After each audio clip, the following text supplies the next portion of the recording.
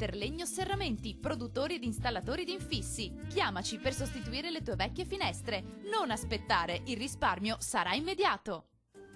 Giungono venti meridionali forieri di nubi via via più diffuse sulle nostre regioni, nubi che porteranno anche qualche precipitazione. Vediamo dove.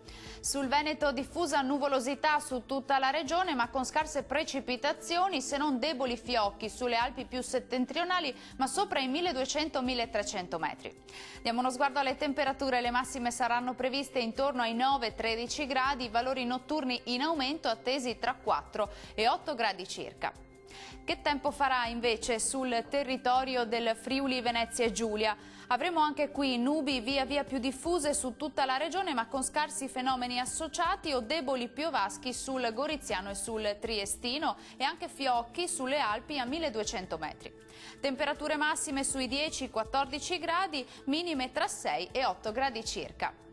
Concludiamo con uno sguardo alla situazione del Trentino Alto Adige. Il cielo si copre sul Trentino con deboli piogge locali nevicate sopra i 1200-1300 metri. Cielo poco nuvoloso invece sull'Alto Adige.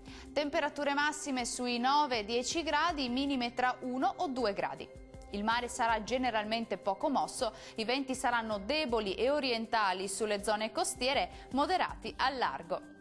Bene, questo aggiornamento è giunto al termine, vi do appuntamento a domani. Arrivederci.